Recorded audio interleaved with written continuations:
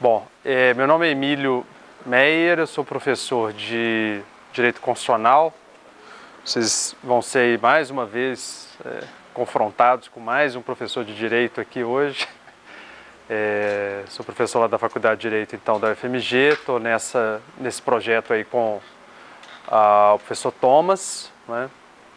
E eu vou tentar apresentar aqui para vocês mais uma perspectiva sobre o que aconteceu em 2016, né? Por que seria talvez aí mais uma leitura, mais um ponto de vista de conceber o fato político que se deu em 2016 como também um golpe, especificamente um golpe parlamentar. E eu vou tentar aqui mais ou menos apresentar para vocês qual foi o papel do próprio direito em tentar normalizar, legitimar ou apresentar aí um pouco do que se deu em 2016 como se isto fosse algo legal e, portanto, a partir dessa legalidade, legítimo, né? Eu vou dividir aqui a minha fala mais ou menos em dois grandes momentos, né? Num primeiro momento eu vou apresentar para vocês um pouco aí do que significou a história do impeachment no Brasil. Acho que talvez vocês já tenham dialogado um pouco com essa questão com outras falas que aqui aconteceram, com outras palestras, né? Mas eu vou voltar em alguns pontos para tentar destacar isso um pouco mais e apresentar uma outra ótica aí para vocês também. E num segundo momento eu vou discutir um pouco mais do papel de um dos atores específicos em tentar legitimar ou traduzir o que seria um golpe como se fosse, na verdade, um processo legítimo ou como se fosse um processo de impeachment, né? E esse ator é o Poder Judiciário. Então, talvez hoje a minha fala vai dialogar muito com a fala da Majorri de terça-feira, para quem esteve aqui na terça, então, quem pôde participar aqui na terça. Acho que muito do que eu vou falar aqui, talvez a Majorri tenha adiantado um pouco para vocês, e aí eu acho que o momento da discussão, ou se vocês até preferirem durante aqui a minha própria exposição, a gente já pode tentar esclarecer essas conexões. Eu peço que vocês fiquem bastante à vontade para me questionar ou me perguntar sobre problemas e análises que se tornem, às vezes, especificamente jurídicas, né? Às vezes isso acaba acontecendo. Fiquem bem à vontade para poder questionar isso e colocar isso, porque eu acho que essa é a grande questão que a gente tem que tentar superar aqui, até para entender qual que é o papel do direito nesse campo, né?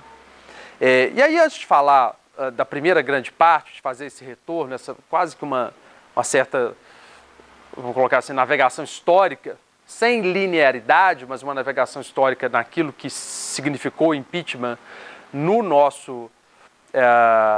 nossa história constitucional, por assim dizer, não é? Tem um termo que no direito é bastante recorrente para isso, que é o termo constitucionalismo, né? A ideia de constitucionalismo ela remeteria um pouco a essa ideia de uma história constitucional, há instituições políticas, há instituições jurídicas que governam e que determinam no curso histórico o funcionamento de um determinado sistema político.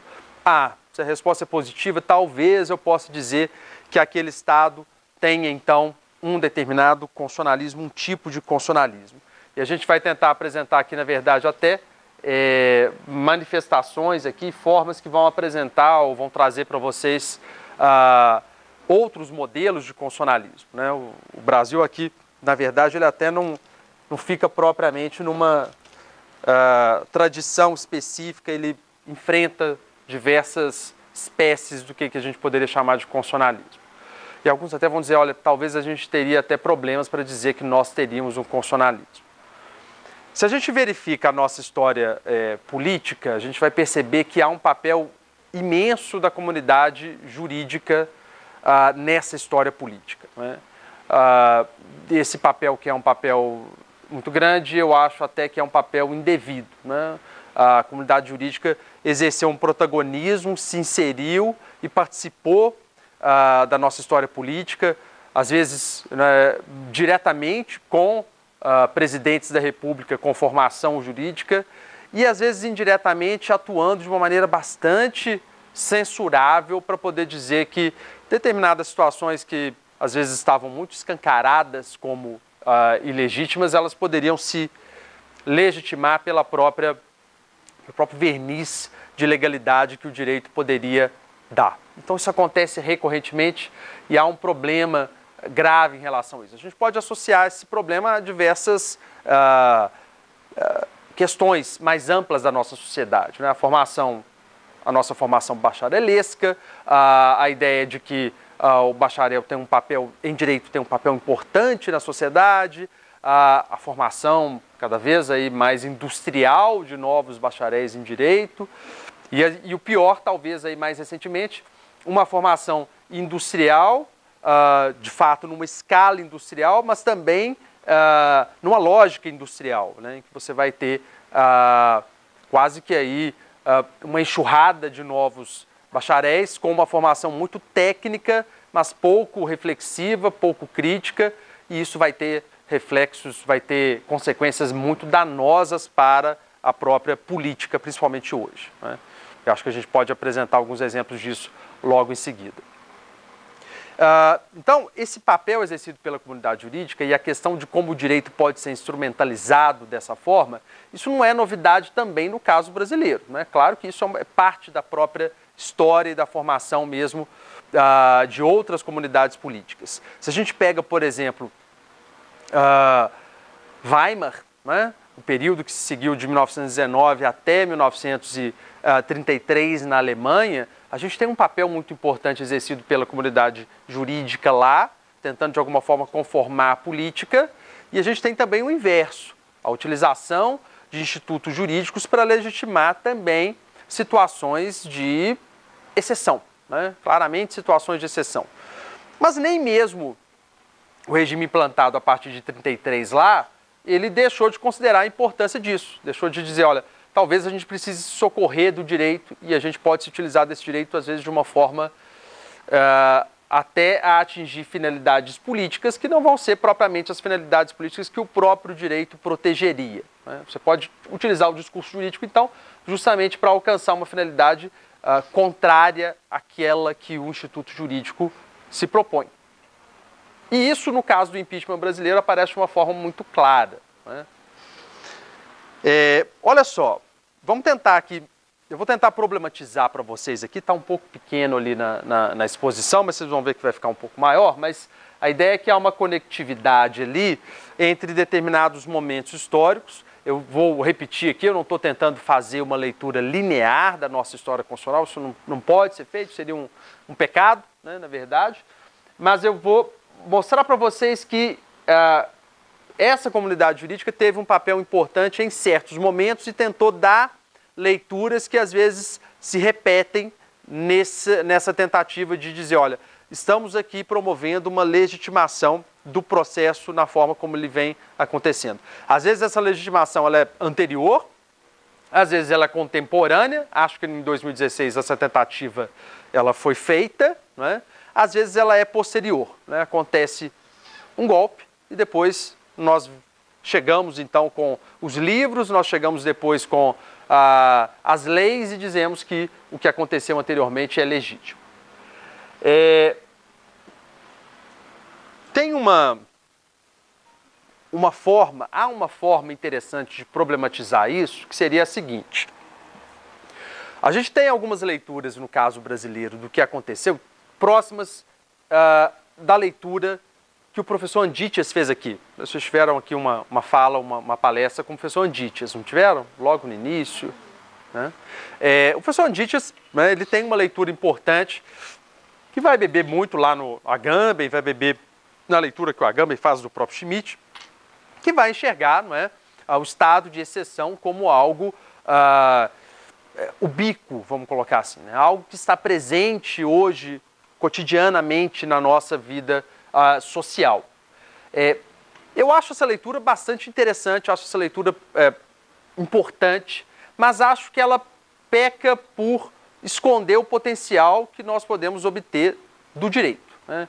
Eu comecei aqui falando para vocês, olha, a comunidade jurídica ela tem um papel péssimo em relação à legitimação desses processos políticos ilegítimos no Brasil, né? Mas eu ainda assim acredito no potencial emancipatório que o direito pode ter. E o direito tem esse potencial emancipatório, sim. O direito ele pode servir, ele sempre vai servir as duas coisas. Então, que ela foi estabelecida às vezes por elites, definida às vezes num acordo, numa mesa em que boa parte da população foi retirada daquela discussão, né? Mas ela pode, no seu momento de aplicação, no seu processo de efetivação, se tornar parte daquilo que uma sociedade entende como importantíssimo para se definir, para estabelecer a sua própria identidade, né? A gente pode pegar o exemplo da África do Sul. Na África do Sul, se a gente volta lá ao momento histórico constituinte, talvez tenha sido mais importante, efetivamente, para a transição sul-africana, um acordo que aconteceu, que é o chamado Acordo de Kempton Park, que foi um acordo secreto envolvendo as lideranças do Congresso Nacional Africano, que era, né, o partido do Mandela, né, e do Partido Nacionalista, que era o partido que comandava o sistema do apartheid. Aquilo foi muito importante para que o processo pudesse acontecer na transição estabelecida e que poderia ser uma transição, que foi uma transição pacífica e que foi geradora posteriormente de uma Constituição. A Constituição de 96, até hoje, ela é lida como uma Constituição fundamental. E se você pega qualquer movimento político mesmo, não é uma coisa acadêmica, não é o que aconteceu com a Constituição de 96. Ela é algo que os sul-africanos enxergam como um momento histórico fundamental. O que eu estou querendo dizer? Que você pode ter, então, mesmo que você tenha um momento, às vezes, um pouco fechado de definição do que o direito é, mas você pode ter um momento depois em que você vai recuperar positivamente o que o direito pode estabelecer, né?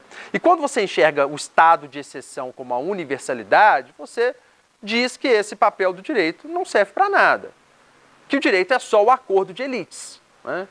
Ele não tem a capacidade de promover, ou nunca vai ser, na verdade, a revelação ou uma forma pela qual a própria sociedade, ou os movimentos sociais, ou as pessoas podem se utilizar dos seus próprios direitos para se definir, para se estabelecer como pessoas autônomas ou como uma sociedade efetivamente autônoma, uma sociedade que pode se utilizar de forma positiva do próprio direito.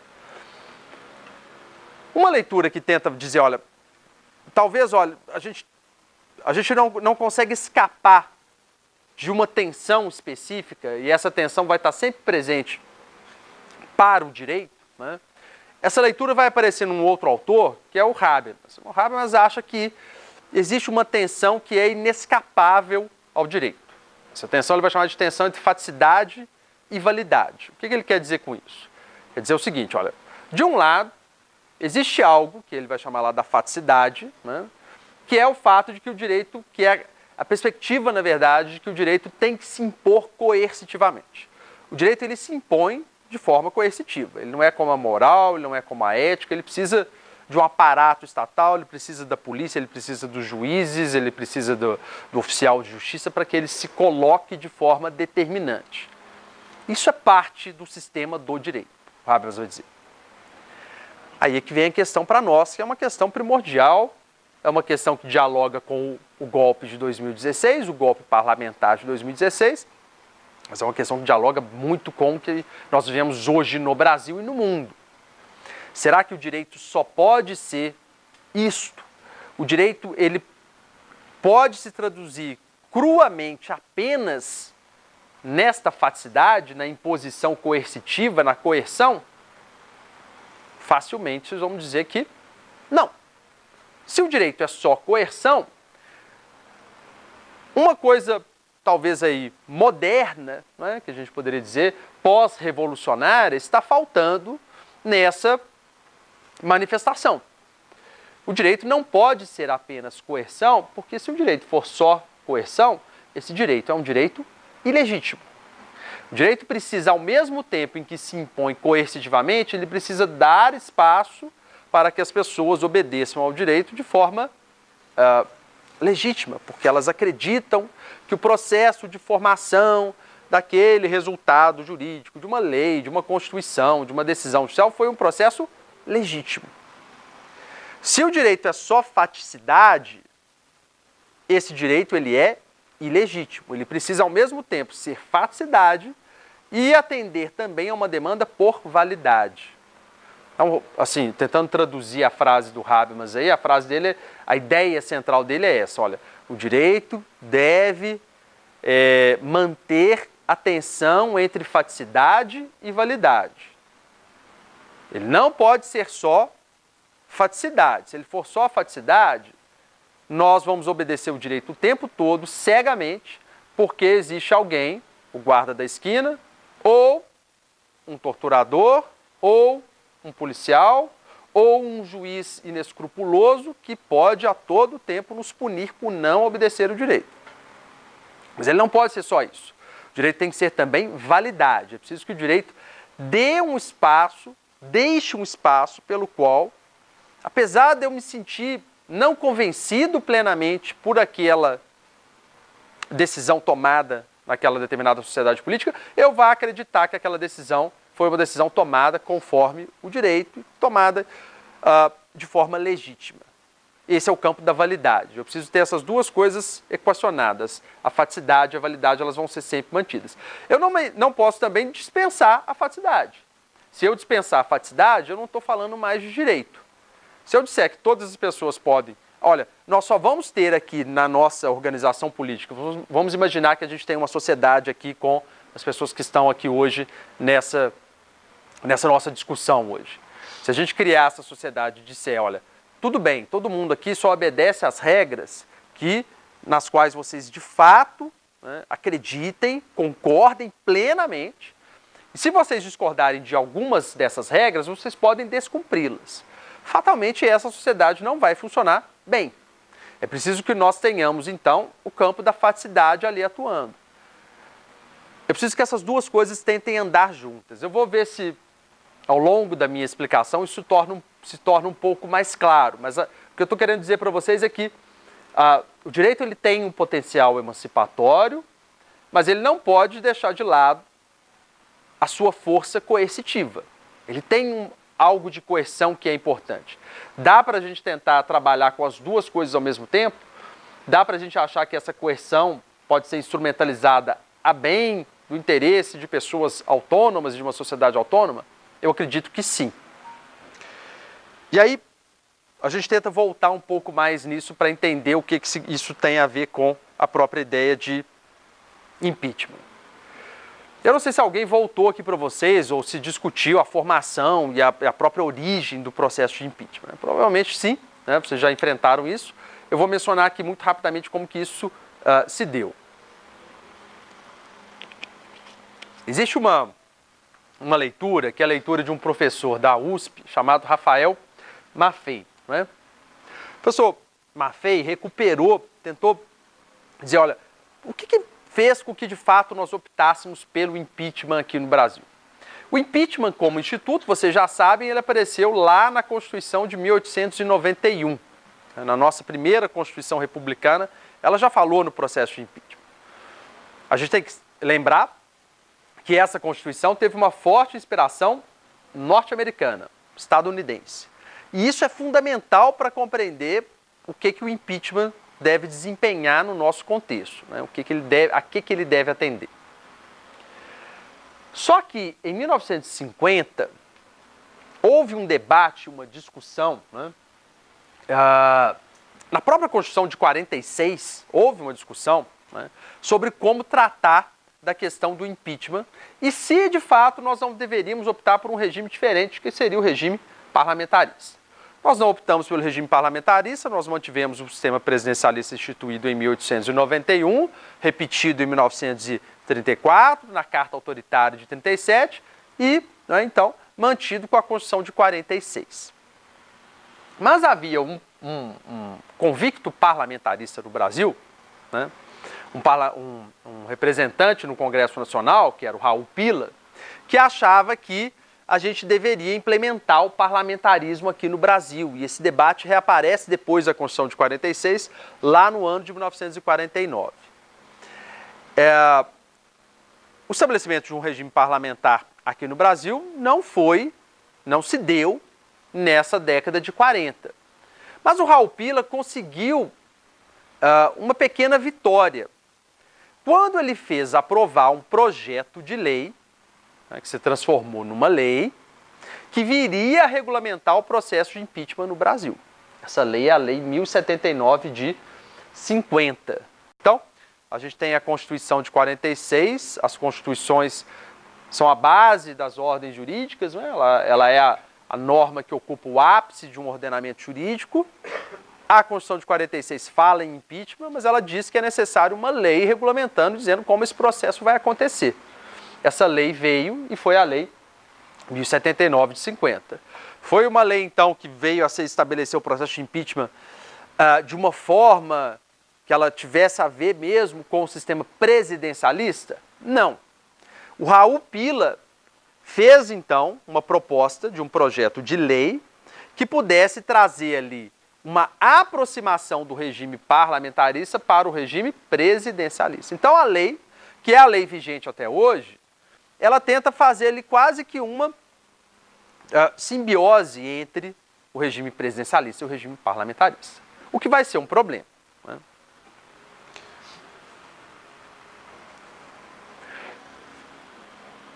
Novamente, o parlamentarismo, né, voltaria num momento de grande turbulência política, num momento extremamente delicado, no caso brasileiro, na década de 60.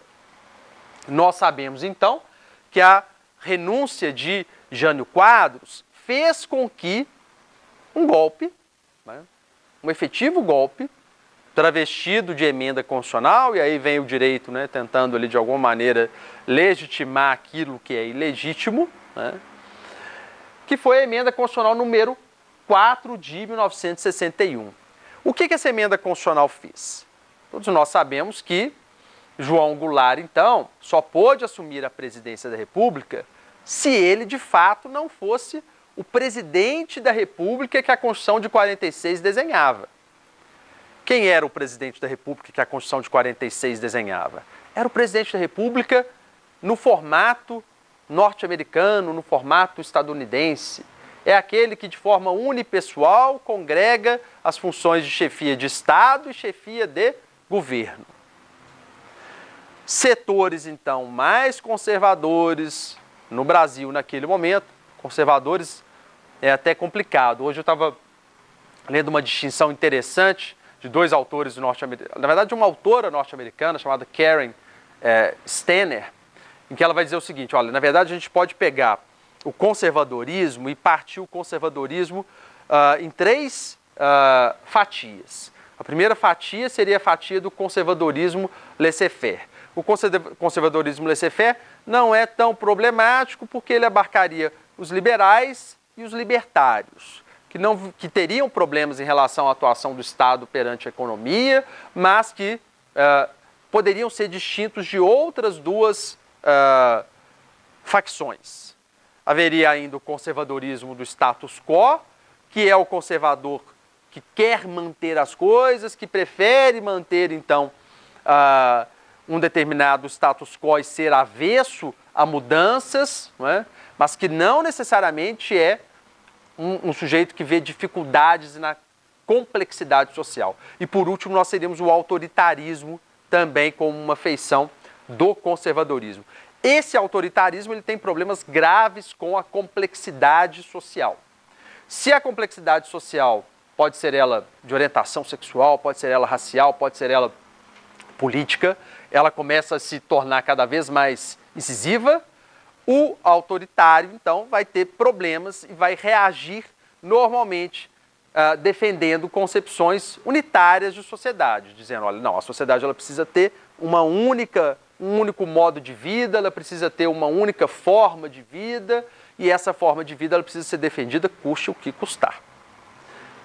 Eu não acho, então, me corrigindo aqui, né, em relação à emenda constitucional número 4 de 61, setores não conservadores, mas setores mais autoritários da sociedade brasileira vão exigir que João Goulart, então, só se torne presidente da República, né, deixe de ser o vice, se torne de fato o presidente da República, se ele não for mais o presidente de 1946, mas for agora um presidente tutelado num sistema parlamentarista, em que ele vai dividir, então, vai deixar de ser unipessoalmente chefe de Estado, chefe de governo, e vai transferir a chefia de governo para um primeiro-ministro, né, para um gabinete, né, que vai ser encabeçado ali, curiosamente, por um dos políticos mais conciliatórios da nossa história política, que era Tancredo Neves. Né?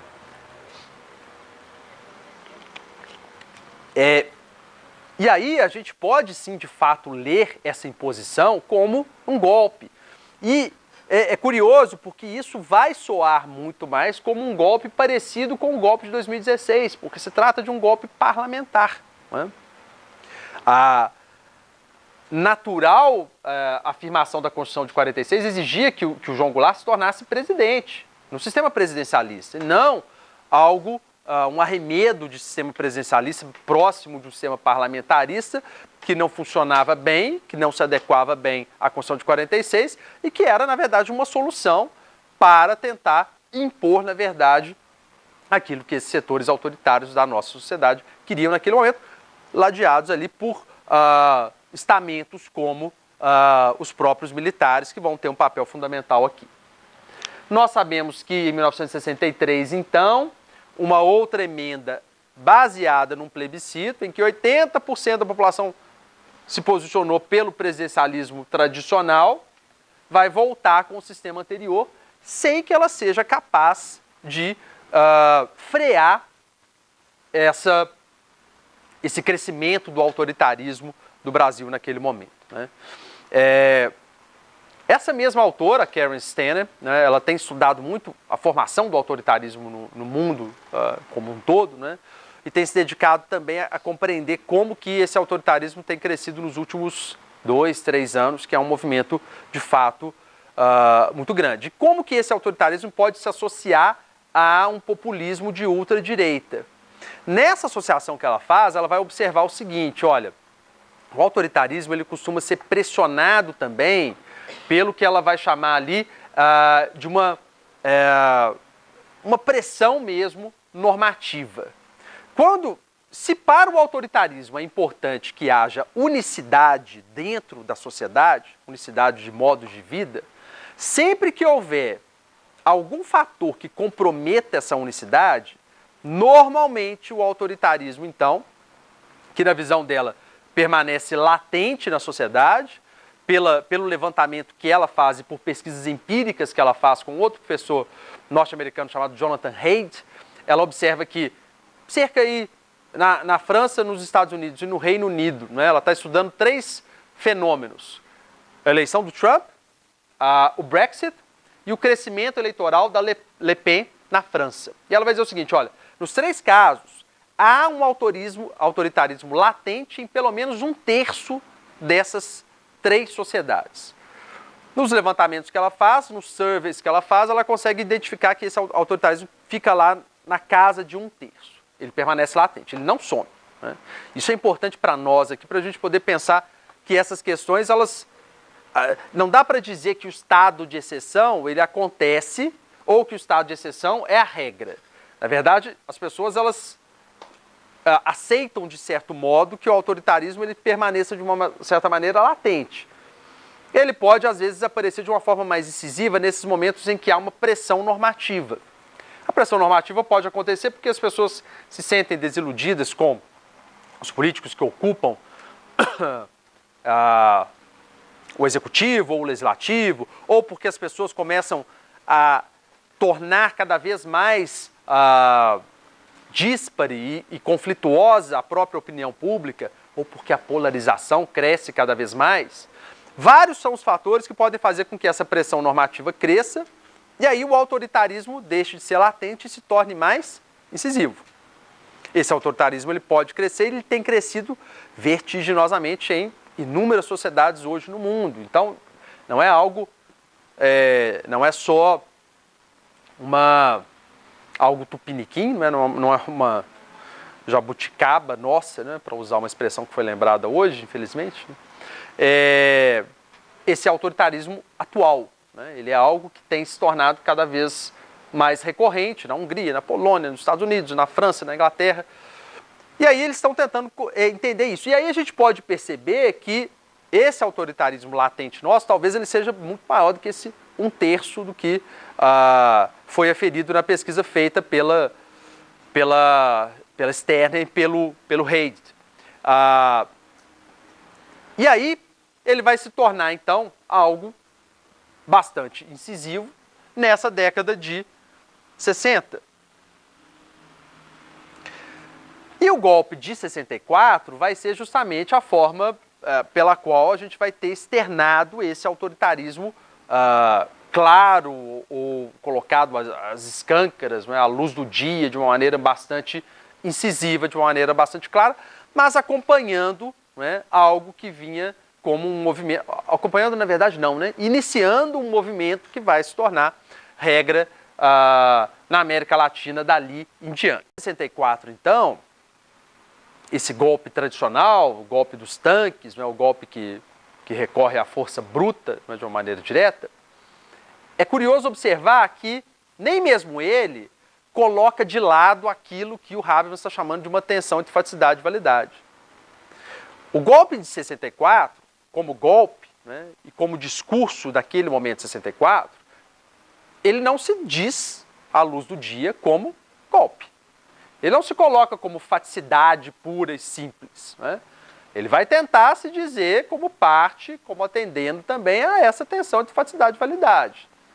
Dificilmente a gente vai ter, é claro que a gente tem exemplos efetivos disso, a gente tem exemplos até atuais disso. Em 2014 houve um golpe militar na Tailândia, né? Então isso acontece até hoje. Mas normalmente, mesmo esses golpes militares, eles vêm acompanhados de algum discurso tentando legitimar o próprio golpe. E a gente sabe que esse discurso aconteceu em 64. Né? O ato institucional número 1 de 64, ele foi produzido legalmente, entre aspas, por um jurista, né? Francisco Campos. Francisco Campos, que fez a Constituição de 37 para o Vargas, né, que foi professor aqui da Faculdade de Direito aqui da UFMG. Esse mesmo Francisco Campos foi chamado pelo Comando Revolucionário Militar, né, os 3 chefes das Forças Armadas ali naquele momento, que assumiram as Forças Armadas naquele momento, entre eles o Costa e Silva, para que ele pudesse redigir, né, correndo, olha, Francisco Campos, vem aqui, escreve rápido aí uma justificativa para esse ato institucional, e ele escreveu essa justificativa dizendo, olha, a Revolução, ela, né, acontece da forma mais clara e mais efetiva pelas mãos do povo, que exerce um poder constituinte. Ele utiliza até uma linguagem da Revolução Francesa, da história do constitucionalismo, da história do direito constitucional, da história da ciência política, para dizer que aquilo que estava acontecendo era algo dentro, né, da legalidade, no mínimo. Né? É claro que ele estava almejando muito mais que isso, a própria legitimidade. Mas esse é um discurso que já começa ali, né? E esse debate vai ser acompanhado e a gente sabe que vai ser levado adiante décadas à frente, vai ser recuperado até hoje, né? Como se aquilo tivesse acontecido mesmo nos termos de uma revolução. Mas nós sabemos claramente que se trata de um golpe, foi reconhecido inclusive pela Câmara dos Deputados há pouco tempo atrás, quando ela restitui simbolicamente, há 3 ou 4 anos atrás, quando ela restitui simbolicamente o mandato do João Goulart, porque ela vai declarar nula a sessão pela qual o Auro de Moura Andrade reconheceu que o João Goulart teria perdido a presidência da República naquela sessão fatídica de 64. O ato institucional número 1, ele é curioso também porque ele é revelador, né? Ele é um documento histórico importante que revela o golpe que aconteceu em 64, né? Mas ele faz uma coisa muito estranha, porque ao mesmo tempo em que ele diz que uma revolução está em curso, ele mantém, ou tenta manter, na verdade, ele não mantém propriamente, mas ele tenta manter a Constituição com a qual ele estava rompendo. Traduzindo, vejam bem, ao declarar vaga a presidência da República com o João Goulart dentro do território nacional, aquele ato do Auro de Moura Andrade, na verdade, correspondia a uma verdadeira afronta à Constituição de 46. Então, aos olhos, pelo menos da legitimidade histórica, aquilo significava rasgar a Constituição de 46. Né? Por outro lado, esse ato institucional diz que uma revolução está em curso. Ora, se uma revolução está em curso, isso significa que nós devemos ter um rompimento do próprio status quo. Nós não podemos aceitar mais a manutenção das mesmas relações sociais e políticas da forma como elas estavam acontecendo. Senão, não se trata de uma revolução. Mas esse ato institucional número 1 mantém a Constituição de 46. Ele tenta nominalmente manter a Constituição de 46. Ele representa mais essa contradição, na verdade. Porque ele vai dizer, olha, a Constituição de 46 ela permanece viva ainda. Ela deveria ainda continuar e ser mantida como uma Constituição vigente. E eles mantêm a Constituição vigente e continuam emendando a Constituição até 67, quando, né, eles vão reconhecer que, de fato, com todas as inconstitucionalidades praticadas, seja pelos atos institucionais, seja pelos atos complementares, seja por qualquer outra forma de atuação do governo da ditadura, né? Isso representava, na verdade, quase que transformar em frangalhos a Constituição de 46. E aí é necessário substituí-la pela Constituição de 67. Mas aí a gente está vendo, ó, não se trata de poder constituinte, não se trata de uma manifestação legítima, mas a ditadura militar vai querer dizer que ela não é uma ditadura, vai querer dizer que ela parte do movimento revolucionário, vai querer dizer que ela faz o discurso legítimo. Né? E é essa mesma ditadura de 64 a 85, implementada em 64, então, que termina em 1965, que vai trazer uma série de heranças, vai produzir uma série de consequências autoritárias. Né? Então a gente sai ali daquele nível do autoritarismo psicológico, que eu estava mencionando agora, para pensar o autoritarismo institucional. Né? Essa ditadura vai produzir isso de uma forma extremamente importante, vamos colocar desse modo, né? Para o que nós estamos vivendo hoje. Né? De fato, o que institucionalmente foi feito, o que foi feito em termos de definição política, de definição de rumos políticos, de projeto político por essa ditadura, tem um impacto enorme no que nós vivemos hoje. Né? E nós dificilmente andamos bem em tentar rever nos últimos 30 anos o que aconteceu institucionalmente com essa ditadura. Né? Nós sabemos que o aparato repressivo ele antecede um pouco 64, ele não é algo que foi criado pura e simplesmente por 64. Né? Práticas como tortura, ou práticas como a própria institucionalização desta mesma tortura, elas são anteriores a 1964. E 1964 foi muito bom, na verdade, em tentar, foi muito, vamos colocar, bom não, né? Foi muito eficiente em tentar tornar esse aparato cada vez mais institucionalizado. Né? Eu não preciso lembrar a todos vocês aqui do recente documento, assim, para quem pesquisa e para quem está lá trabalhando com a ditadura de 64 a 85, até o documento encontrado pelo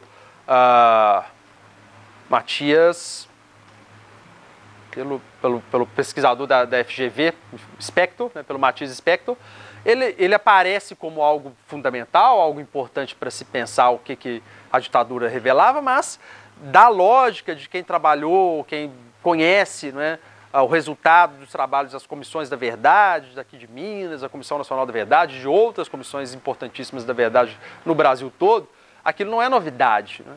Na verdade, o documento encontrado por ele, aquele documento no qual o Geisel, né, faz a afirmação e reconhecimento explícito de que ele sabia do que acontecia e da prática de execuções extrajudiciais, né? Aquilo não é novidade, na verdade. Né? Aquilo é mais uma forma de você documentar ou reconhecer historicamente que havia, de fato, um aparato repressivo instituído, e esse aparato repressivo não era algo desconhecido dos mais altos escalões da própria ditadura, né?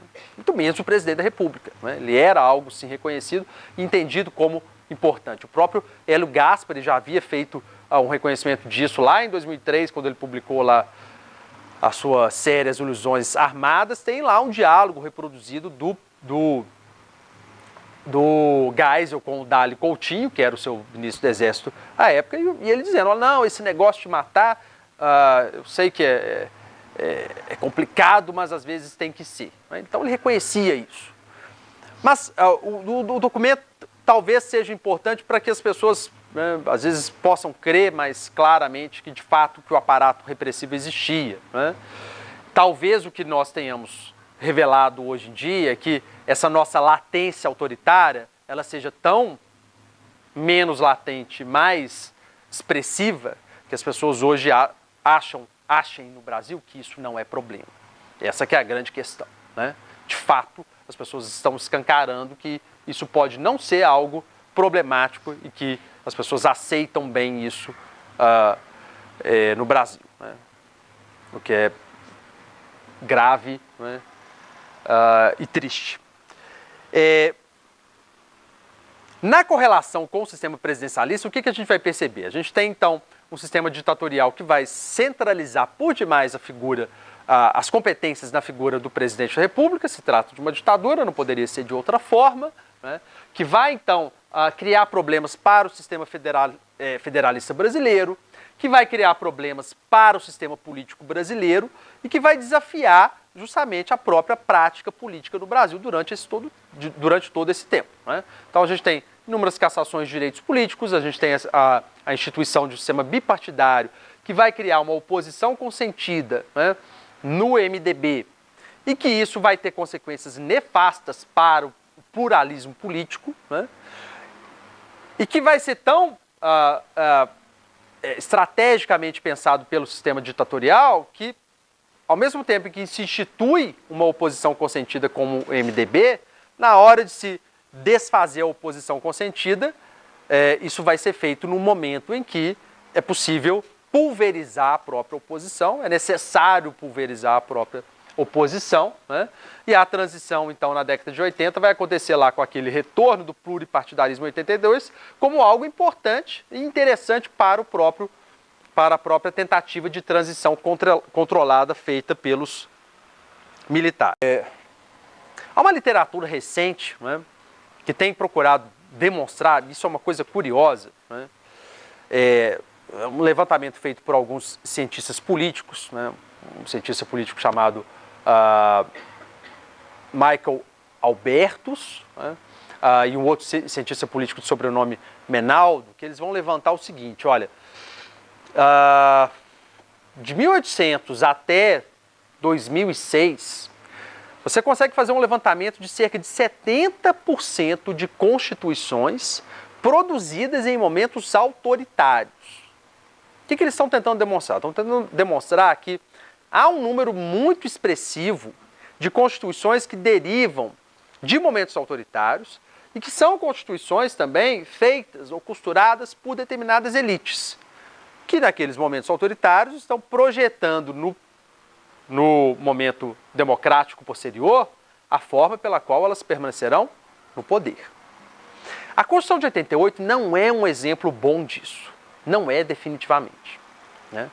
A Constituição de 1988, na verdade, ela é um resultado interessante do processo transicional que nós vivemos. Esse processo transicional ele tentou ser governado com mão de ferro pelo regime ditatorial. Mas a mobilização da sociedade civil, de movimentos sociais, de pessoas que estavam preocupadas de fato em participar ativamente daquela transição, ela foi tão grande que ela teve a sua representação mais clara na Assembleia Constituinte de 87 e 88. Então essa Assembleia Constituinte, ela de fato foi uma Assembleia Constituinte democrática e ela resultou em uma Constituição de fato democrática. Um excelente sinal disso é pensar no seguinte, né? Quando um sujeito como José Sarney vem e diz, logo após o advento da Constituição de 88, que essa Constituição tornaria o país ingovernável, isso é um excelente sinal, né? Porque é a perspectiva de alguém de fato ligado a uma elite política que vai entender que aquela Constituição pode constituir um perigo para a hegemonia dessa elite política. E de fato a Constituição de 88 ela tem esse potencial, né? Ela é uma excelente Constituição nos seus 30 anos, porque essa Constituição ela foi ali uma Constituição que procurou de alguma maneira revelar os anseios mais diversos que essa sociedade brasileira tinha. Com todos os seus percalços, com todos os seus problemas, as suas inúmeras emendas, as suas mais de 95 emendas, ainda assim a Constituição de 88 ela é um ganho muito importante democrático. E ela foi uma derrota para o sistema ditatorial, né? Alguns gostam de dizer, não, a Constituição de 88 tem lá um dispositivo que dá uma força enorme para os militares. Aquele dispositivo, na verdade, ele foi o resultado textual de um consenso que pôde ser obtido lá na Assembleia Constituinte.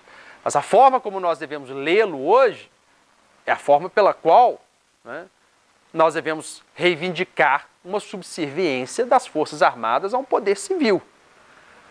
É a forma que é ditada pelo próprio sistema constitucional instituído a partir de 88. Né?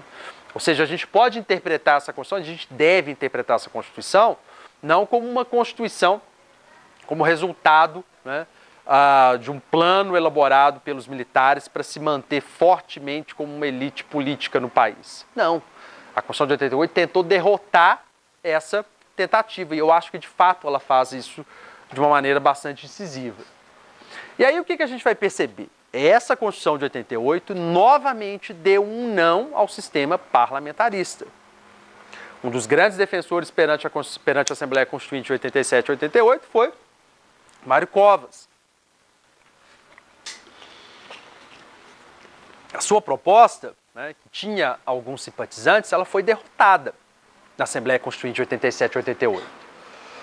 O máximo que o Mário Covas conseguiu fazer foi, né, os apoiadores de um sistema parlamentarista, foi jogar essa decisão para o próprio povo.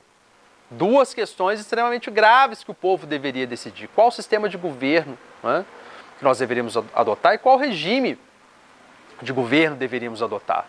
E nós nos lembramos do plebiscito de 1993, em que o povo foi consultado para decidir entre república e monarquia, e parlamentarismo e presidencialismo.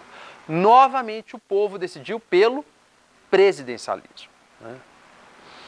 Tem uma outra leitura muito interessante, não sei se vocês já leram esse livro, acho que boa parte de vocês já deve ter tido contato com ele, que é o livro do Gessé Souza, sobre golpe de 2016, a radiografia do golpe, né? Em que o Gessé tem o sociólogo, né, tem uma ideia que eu acho que é fundamental de ser pensada, né?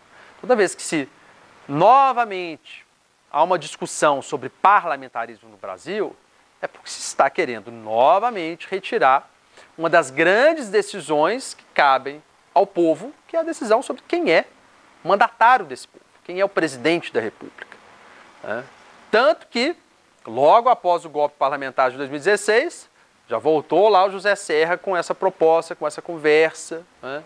Quase que a questão foi pautada no Supremo. O Supremo está com um mandado de segurança que foi impetrado em 1997 numa gaveta lá de um dos ministros do Supremo, salvo engano é o Barroso, né? E o Supremo volta a querer discutir a questão justamente nesse momento, né? É claro que é mais uma vez uma tentativa de se retirar a decisão a quem ela de fato cabe, né? Ao povo, de escolha de quem é que deve ser de fato o chefe de governo, né, no Brasil.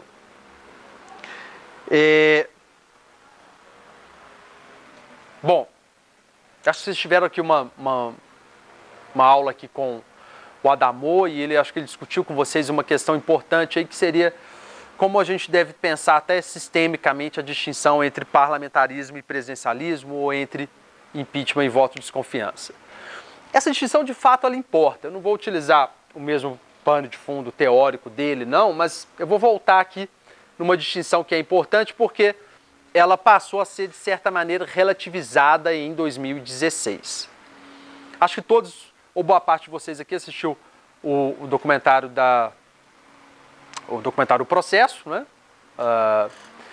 E é impressionante como no curso do documentário, né, eu não tinha assistido o documentário, eu assisti só ontem, só consegui ver ele ontem, mas é impressionante como que, tanto para a acusação, né, através lá da Janaína Pascoal, quanto para os senadores que estavam ali já predispostos a condenar a Dilma no impeachment, eles não conseguem se desvencilhar da necessidade de dizer que a questão tem um fundo eminentemente político, né? Olha, tudo bem que existem os 6 decretos, tudo bem que existem as pedaladas fiscais, mas o que nós estamos julgando aqui é um projeto de governo que foi... Ou seja, há ali toda hora uma tentativa de justificar o próprio processo como se ele fosse um processo de julgamento sobre uma proposta política ou sobre um plano político que estaria em curso, né? E isso é extremamente problemático, né? Historicamente, agora, isso se torna cada vez mais grave, né? Eu lembro que naquele momento a gente ficava assim, que derrota que isso vai significar para a Constituição de 1988? E algumas pessoas diziam, não, mas historicamente a gente vai ver como que isso vai se tornar cada vez mais grave. E isso, de fato, se tornou grave, né?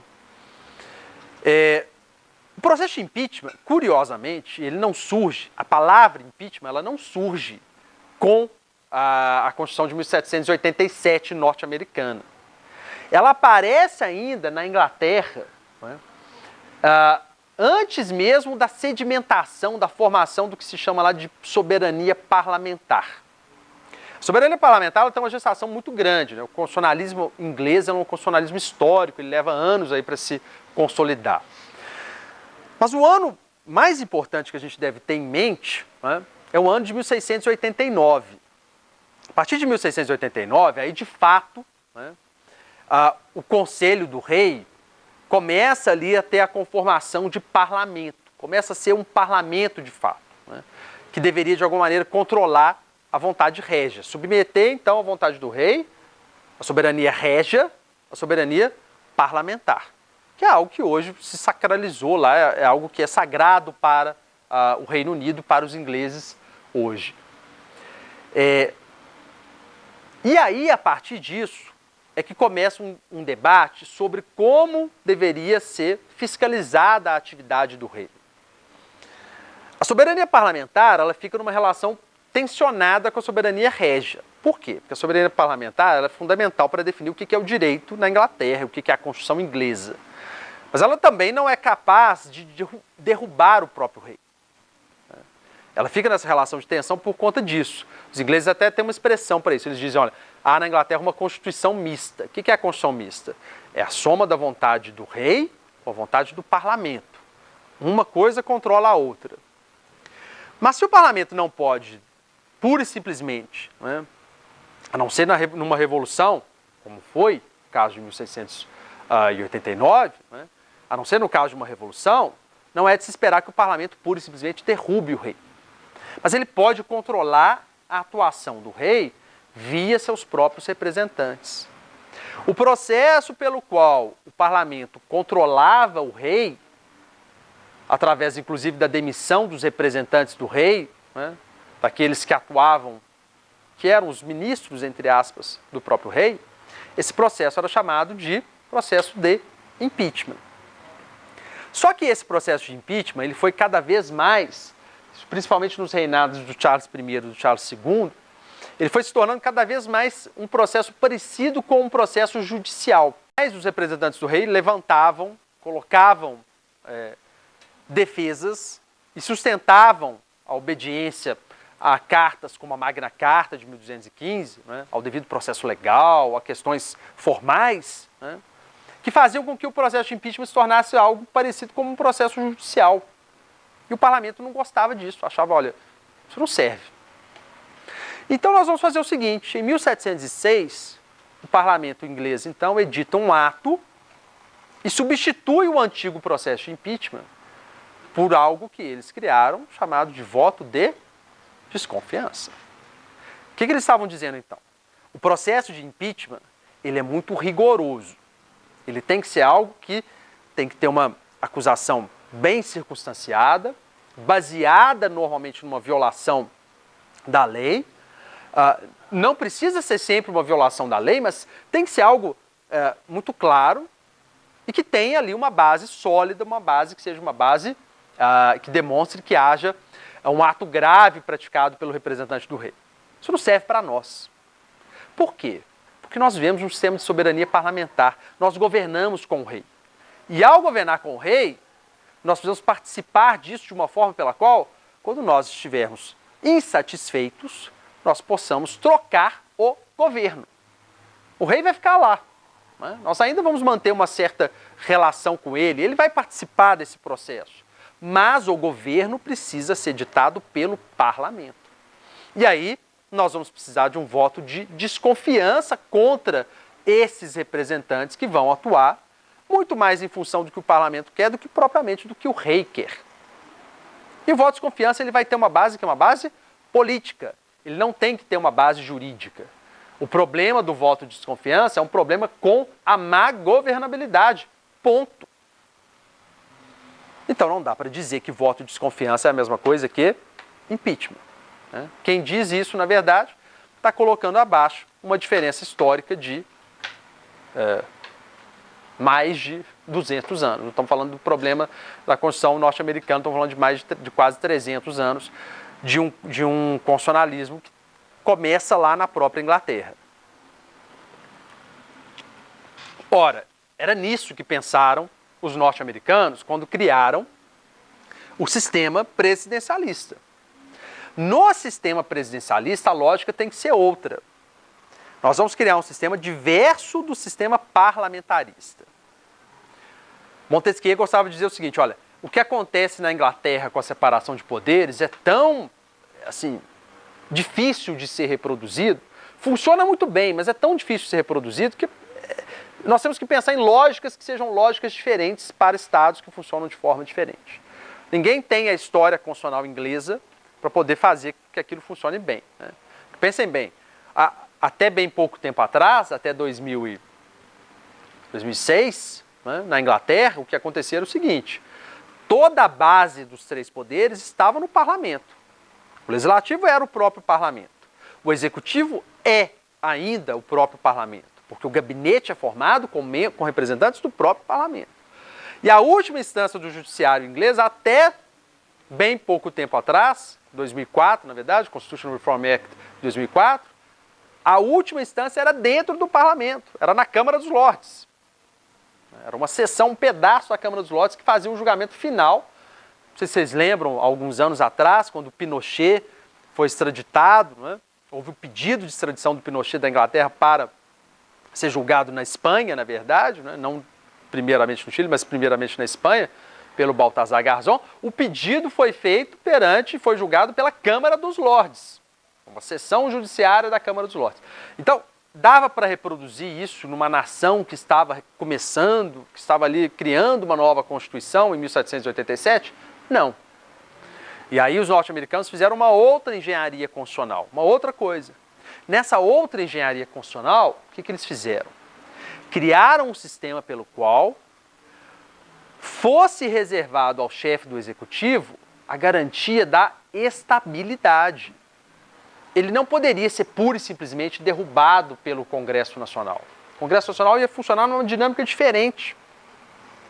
O Congresso Nacional, né, ele está ali para tentar, de alguma maneira, fiscalizar o Executivo. Mas o Executivo, na verdade, ele vai ser escolhido por uma elite política, o colégio eleitoral, de forma indireta, e essa elite política precisa ser resguardada das facções que podem apresentar, como dizia o Madison, que podem se apresentar na política, e ele precisa ser resguardado de forma perene, pelo menos por 4 anos, né, no seu mandato. Então, apenas em situações muito graves é que o presidente da República perderia o seu poder, perderia o seu mandato, melhor dizendo. Né? Apenas em situações graves. E aí a Constituição norte-americana ela fala claramente nisso. Olha, é necessário, então, que se submeta o presidente da República a um processo de impeachment perante o Senado, mas apenas em situações de traição, ou há uma expressão um pouco mais ampla ali, né? High crimes and misdemeanors, que significa graves crimes e contravenções. Só em situações graves, então. Só em situações graves. Por quê? Porque os norte-americanos não queriam um sistema parlamentarista. Como eles não queriam muita coisa que acontecia na Inglaterra. Né? Como eles não queriam muita coisa que acontecia na antiga metrópole que eles estavam tentando extirpar ali da relação com os novos Estados Unidos da América. E aí, então, o que vai acontecer? O processo de impeachment nos Estados Unidos vai ser exitoso em alguma vez na história norte-americana? Não. Não vai ser exitoso em nenhuma vez.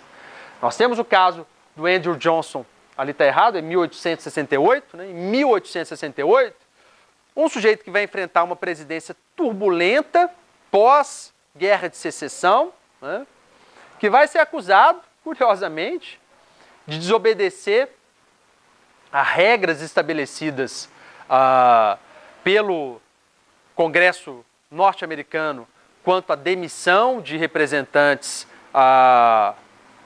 de secretários, né, de Estado. Houve a aprovação de uma lei que determinava que todo aquele que fosse ocupar um cargo de Estado, que demandasse a aprovação do Senado, mas que fosse demitido, pudesse ser demitido pelo presidente. Então, um secretário de Estado, um secretário de Transportes, um secretário de Finanças, e era o secretário de Finanças que estava envolvido no problema, havia sido nomeado pelo Andrew Johnson, teve a aprovação do Senado, e aí essa lei dizia, olha, na hora dele demitir, ele tem que ter a aprovação do Senado também. E aí o Andrew Johnson demitiu e queria demitir, insistiu na demissão sem a aprovação do Senado. O Senado disse, isso significa um crime de responsabilidade. Você está incidindo no que os norte-americanos chamam de Articles of Impeachment, né, que seria o nosso crime de responsabilidade. E aí ele foi, no final, absolvido. Né? O processo começou, mas quando o Senado foi julgar esse processo, com uma maioria, inclusive, apertada, ele acabou sendo absolvido. Isso volta a acontecer, não acontece, nós sabemos, com o caso do Nixon, né? Watergate não gerou um processo de impeachment, houve uma ameaça, mas o Nixon renuncia. E o Bill Clinton, em 1968, numa acusação de perjúrio, a autorização pela Câmara dos Representantes, né? E depois, no Senado Federal, ele acaba sendo absolvido. Né? Por quê? Porque uma das grandes discussões que apareceu naquele momento era justamente nesse sentido. O ato praticado por ele revelava, inclusive, cometimento de um ilícito penal. Mas esse ilícito penal não era grave o bastante para gerar a perda do mandato de presidente da República. Um conhecido jurista norte-americano disse, olha, se nós levarmos adiante isso, o que nós estaremos fazendo aqui nos Estados Unidos é um tipo de golpe. A kind of a coup. Um tipo de golpe. Né? É curioso observar que, engraçado, eu estava até lembrando disso agora, um dos promotores que levou adiante a acusação contra o Bill Clinton naquele caso era um sujeito conservador chamado Kenneth Starr, que era assessorado por um outro promotor à época chamado Brett Kavanaugh, que foi indicado à Suprema Corte norte-americana pelo Trump, agora, né, que está enfrentando hoje, amanhã vai ser votado pelo Comitê Judiciário, está enfrentando hoje esse Comitê Judiciário, e que está sendo acusado agora de assédio sexual. Né? Esse Brett Kavanaugh, que foi um dos algozes na época do Clinton, naquela acusação lá de perjúrio, que envolvia uma questão de assédio sexual. Né? Bom, e aí o que vai acontecer? Né? A gente vai perceber que, na verdade, na América Latina, há um conhecido cientista político, que é o Aníbal Pérez Linha, que ele vai fazer toda essa discussão na América Latina. Ele vai perceber o seguinte, olha, na América Latina esse tipo de golpe pegou. De fato, diversas situações na América Latina vão se dar com uma substituição dos antigos golpes de Estado por processos de impeachment em situações de convulsão social, em situações normalmente de instabilidade econômica. Ele associa sempre, olha, se tem instabilidade econômica e mais convulsão social ou protestos das ruas, pode ter certeza que vai ter um processo de impeachment. Isso vai se alastrar pela América Latina nessa deturpação do instituto do processo de impeachment. A gente está percebendo que esse processo de impeachment ele vai acabar sendo utilizado de uma forma bastante indevida. E aí a gente vai ver que, na verdade, aquela ideia de que o processo de impeachment deveria representar a validade também na tensão entre faticidade e validade, ele acaba representando muito mais apenas a faticidade da política pura, ou da realpolitik, né? Talvez seja o termo melhor, não da política pura, mas da realpolitik. Uma realpolitik que vai dizer o seguinte, olha, sempre que necessário, a gente vai recorrer a um processo de impeachment para pôr fim a um mandato do qual nós não gostamos. Né? Sempre que não houver devida representação no presidencialismo de coalizão na Câmara e no Senado, e aí tem um fator importantíssimo para a gente analisar a questão, né? Sempre que a gente tiver problema nesse caso, a gente vai ter um problema para o cumprimento do mandato presidencial. Não foi muito diferente do que aconteceu com Collor em 92. Né? Talvez seja difícil a gente pura e simplesmente reconhecer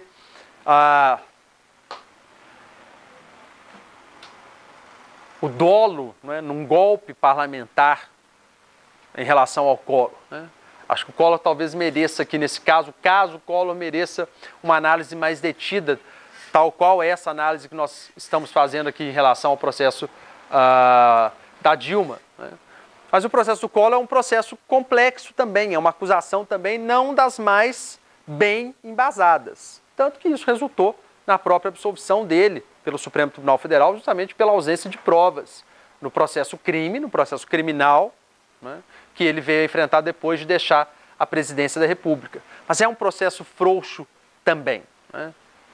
Esse processo de impeachment, entretanto, ele foi importante para que ele pudesse, no Supremo Tribunal Federal, reforçar um pouco desse caráter, que é um caráter jurídico do processo de impeachment. Né? Que é para dizer que o processo de impeachment não é um voto de desconfiança. O Supremo garantiu o devido processo legal ao Collor, quando o Collor verificou que a Câmara dos Deputados estava ali retirando prazos que ele precisava para a sua defesa, e aí ele recorreu ao Supremo, o Supremo disse, olha, é necessário garantir o devido processo legal a ele, o processo não é um processo meramente político, é um processo de impeachment. E, em um dos julgados, né, o Supremo vai de fato dizer, ou vai apontar, que nós temos ali sim algo de jurídico na definição da responsabilidade do presidente da República.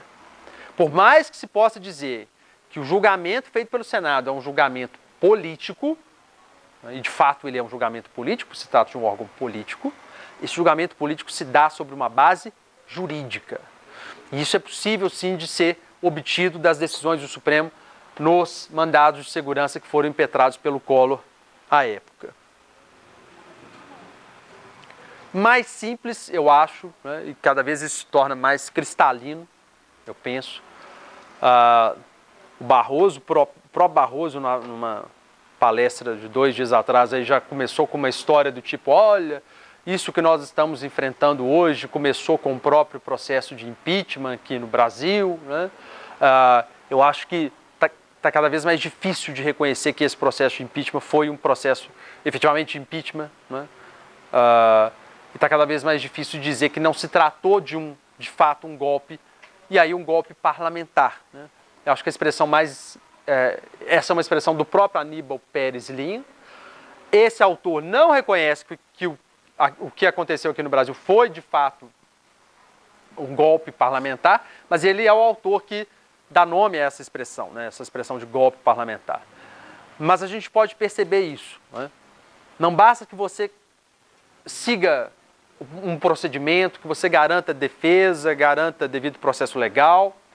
É necessário que você tenha uma acusação efetiva, e essa acusação não existia no processo da Dilma. Né? Você tem um problema em relação aos 6 decretos não enumerados, editados naquele período. Né?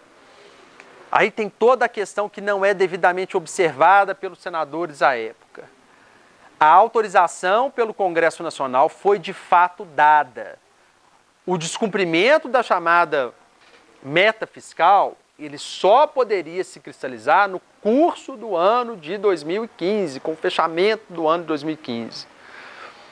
E aí a acusação, em relação aos 6 decretos, ela acaba caindo por terra. Então, ela edita decretos suplementares, que vão, então, não propriamente inovar em termos de despesa, eles estão realocando despesas, mas ela o faz dentro da meta fiscal que só é possível de ser concluída no final do ano. E a acusação quer pautar, quer insistir no fato de que os decretos foram editados no meio do ano, sem observar a meta fiscal do ano como um todo. Né? Ou seja, como é que você vai adivinhar qual vai ser a meta fiscal sem cumprir, sem esperar o transcurso de todo o ano. E, ao final, o próprio Congresso Nacional entendeu que isso, né, estava legitimado ao aprovar uma lei que validava a edição desses decretos. Ainda assim, não é, essa acusação vazia foi levada adiante e serviu de base para a condenação. A outra acusação, né, das pedaladas fiscais, você já deve ter enfrentado essa discussão aqui, né? Plano Safra exigia, então, que o Banco do Brasil subsidiasse planos, então, ou a implementação, portanto, de um plano de subsídios rurais, e a União deveria, posteriormente, pagar ao Banco do Brasil aquilo que fosse devido com esses subsídios. Não se tratava de operação de crédito. A questão foi vendida, foi estabelecida como se fosse uma operação de crédito, mas não era operação de crédito. Que, de fato, a União deveria fazer o repasse desses pagamentos. O repasse desses pagamentos foi feito em relação ao ano de 2015. Ainda assim, essa acusação teria servido de base para a condenação no processo de impeachment. Em nenhum dos dois casos, né, esses problemas orçamentários podem ser vistos como graves crimes geradores, né, de uma configuração de crime de responsabilidade. Essa que foi a tecla que foi batida durante todo o transcurso do processo. Isso é próprio da administração, né, isso é próprio do que é feito no âmbito do governo por um presidente da República. E no caso aí das chamadas pedaladas fiscais e mesmo dos próprios decretos, né, há uma atuação, há uma ingerência muito maior por parte do próprio Ministério da Fazenda do que por parte do presidente da República. Mas se defendeu que isso deveria ser algo que deveria ser avaliado por ela, olhado por ela detidamente, né, naquela farsa toda que foi o próprio processo desse golpe parlamentar. E aí foi isso que eu acabei de mencionar aqui, não é? A gente teve a ratificação pela lei dos decretos, pela lei 13.199 do próprio ano de 2015. Né? Então, é o Senado Federal dizendo, olha, nós ratificamos os decretos que nós estamos utilizando hoje como base para a acusação do processo de impeachment. Nós ratificamos esses decretos e ainda assim nós vamos considerar essas operações de emissão desses decretos como operações ilegais e que configuram um crime de responsabilidade. Na questão dos repasses, né, após o pagamento dos repasses ao Banco do Brasil, a gente tem que lembrar que essas operações antes eram consideradas válidas pelo Tribunal de Contas da União, que só passou a considerá-las inválidas em 2015 e quis reaplicar um entendimento de forma retroativa, aplicar um entendimento de forma retroativa para tentar configurar um ilícito e dar base, na verdade, para uma eventual condenação por crime de responsabilidade. Há outros problemas em relação ao próprio processo de impeachment. O professor Thomas já deve ter mencionado com vocês aqui, né, a questão dos encaminhamentos às votações durante a decisão que autorizou a abertura do processo na Câmara dos Deputados. Né? Nós não poderíamos ter votos de líderes, e nós tivemos votos de líderes. A Lei 1079 ela diz explicitamente que o voto é um voto individual, mas os partidos coordenaram e definiram votos lá segundo essa determinação e essa prática que é possível para outras votações, mas não é possível para o processo de impeachment. Mas o Supremo fez ouvidos moucos para essa questão. Depois de passar as apresentações para vocês, não tem dificuldade, não. Eu achei que ia estar mais fácil de... não, tá pequeno mesmo. Pode ser? Bom, o que a gente vai perceber, então? Há uma...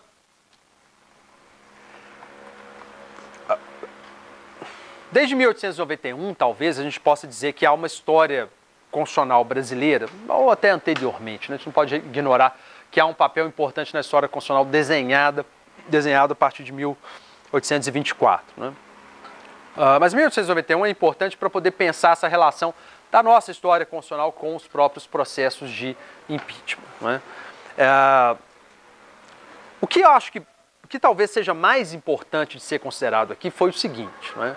A gente teve um processo extremamente turbulento, mas esse processo nunca esteve fora do alcance do Supremo Tribunal Federal.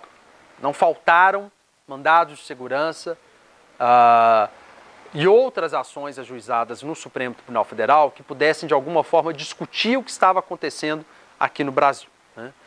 E mesmo a própria condenação, ela foi objeto de um mandado de segurança logo após o afastamento definitivo da Dilma da presidência da República, né?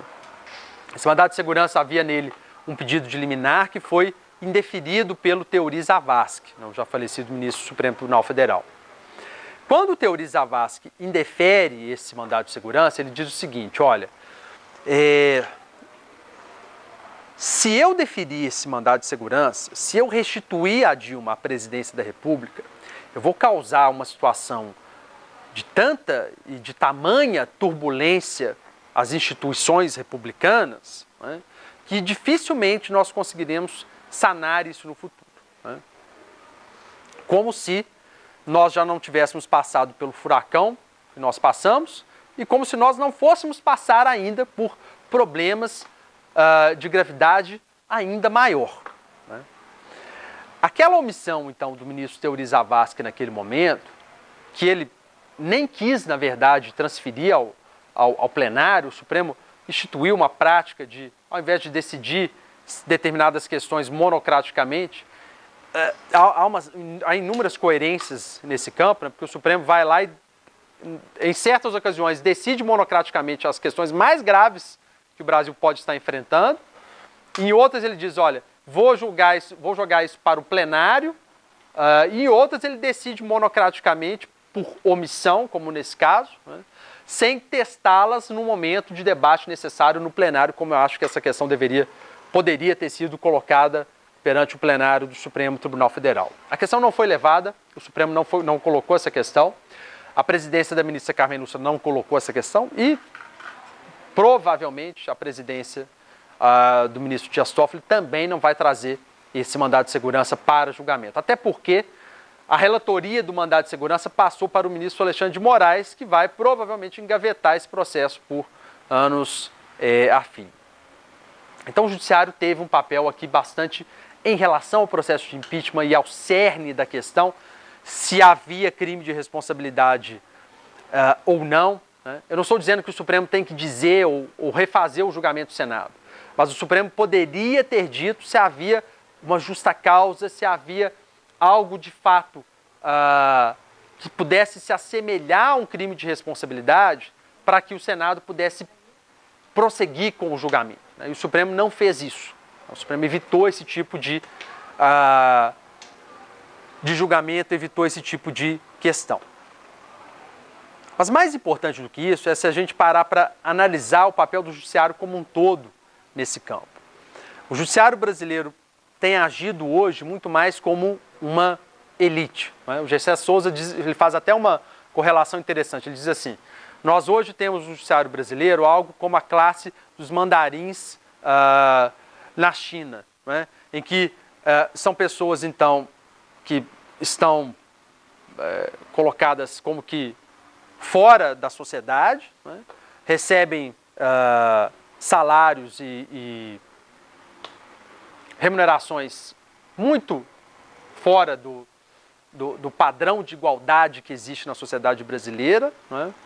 E esses privilégios, essas remunerações, auxílios moradia, saúde, etc., eles, na verdade, são mantidos como privilégios que não podem ser reformados, não podem ser tocados.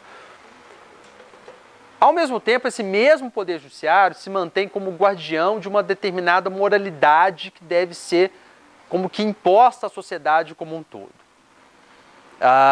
Se por um lado a gente pode dizer que alguma vantagem ela pode ser obtida da Operação Lava Jato, né? Olha, descobriu-se relações perniciosas entre empreiteiras, empresários comandando empreiteiras, e governantes, e deputados, e senadores. Por outro lado, né, nós temos a criação de quase que uma figura mítica, né, na pessoa do juiz Sérgio Moro, né, que claramente age sobre o próprio processo político. Então, o problema do nosso Poder Judiciário em relação a toda essa questão da formação do nosso constitucionalismo é um problema muito mais grave. Por quê? Porque esse Poder Judiciário assume um protagonismo político e dirige esse protagonismo político segundo as suas próprias intenções, segundo a sua visão do que ele acha que deva ser importante em termos de estabilidade política e o que não é importante em termos de estabilidade política. Quando o Moro se contrapôs à decisão da Dilma de nomear o Lula para a chefia da Casa Civil da Presidência da República, né, ele cometeu um crime. Ele de fato cometeu um crime. Né. A Lei 9296 de 95 explicitamente coloca aquele ato como um fato típico. Né. A gente não pode dizer pura ou irresponsavelmente que aquilo se configurou, que o ato é a correspondência efetiva a todos os elementos do tipo, né, daquele crime específico, né, porque não houve julgamento sobre isso. Mas não houve julgamento porque o judiciário fez o que normalmente o judiciário faz quando há um problema com um de seus juízes. Ele protege esses mesmos juízes, né, ele protege corporativamente esses juízes.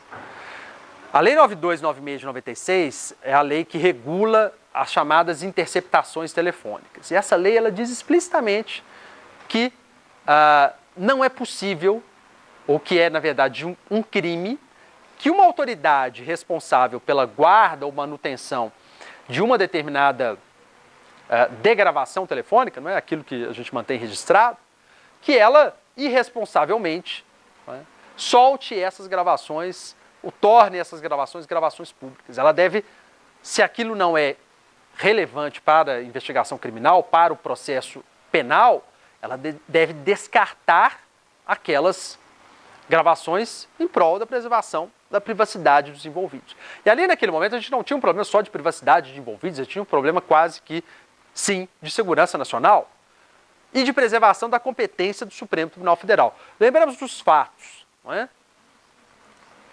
A Dilma liga para o Lula, né, para lhe informar de uma determinada questão, podem discutir qual é o relevo, qual é a importância da informação, mas aquela era uma informação que havia sido passada por ela, a ele, e que se envolvesse de alguma maneira algum ilícito, a competência para avaliar o relevo daquela gravação para a investigação de um determinado ilícito era de quem? Era do Supremo Tribunal Federal. Afinal, tratava-se de uma conversa entre a presidente da República e um terceiro. Não estou nem mencionando que se tratava do ex-presidente da República, porque não há uma questão de relevo jurídico nesse campo para resolver esse ponto. Mas, se tratava da presidente da República, essa questão deveria ser levada ao Supremo Tribunal Federal. E ele, pura e simplesmente, leva essa questão a um órgão televisivo. Ele divulga isso para um órgão de televisão. Eu não sei qual outra configuração que possa ser essa, a não ser a de um ilícito. Né? Há, de fato, um ilícito aqui. E um ilícito que é praticado com uma finalidade política. Por quê? Porque daí tornou-se muito mais fácil atuar sobre o processo político que levaria ao próprio processo de impeachment e barrar a própria nomeação do Lula para a Casa Civil da Presidência da República. Né? 3 dias depois, um mandado de segurança impetrado pela oposição, era um partido de oposição, não fugiu qual era o partido, vai ser julgado pelo Gilmar Mendes no Supremo Tribunal Federal para anular a nomeação com base justamente, né, na conversa que era uma conversa ilícita. Então, assim, o próprio mandado de segurança, a decisão do mandado de segurança ela é tomada sobre uma base que era uma base ilícita, que depois o Supremo vai reconhecer como ilícita. Passa-se um tempo, nós temos uma reclamação ajuizada para o Supremo Tribunal Federal contra essa decisão do Sérgio Moro, e o Sérgio Moro pede desculpas ao Supremo Tribunal Federal, né? E no julgamento dessa reclamação, o Supremo diz que há um ilícito ali. Ao julgar o processo disciplinar contra o Sérgio Moro, Tribunal Regional Federal da 4ª Região, né, disse explicitamente que aquela era uma situação excepcional. E às situações excepcionais nós devemos aplicar medidas excepcionais. Nada mais político, né? Nada mais do que afirmar na voz do próprio Poder Judiciário, né, ou nas palavras do próprio Poder Judiciário, que nós podemos viver num eterno estado de exceção, segundo aquilo que o Judiciário prefira dizer que seja o estado de exceção, né? Não é estado de exceção você deixar de nomear, você, na verdade, definir uma nomeação a qual cabe soberanamente ao presidente da República para um Ministério de Estado. Vamos intervir sobre essa questão, né, com base, inclusive, numa gravação ilícita. E depois o Supremo vai deixar, lembrem-se disso, né, no caso do... houve uma discussão sobre a licitude da nomeação do Moreira Franco, né, e aí o Supremo vai dizer que não, nesse caso, a decisão é uma decisão que cabe ao presidente da República soberanamente de nomear, uma decisão relatada pelo Celso de Mello, e aí o Supremo, nesse caso, ele trata a questão de uma forma completamente diversa.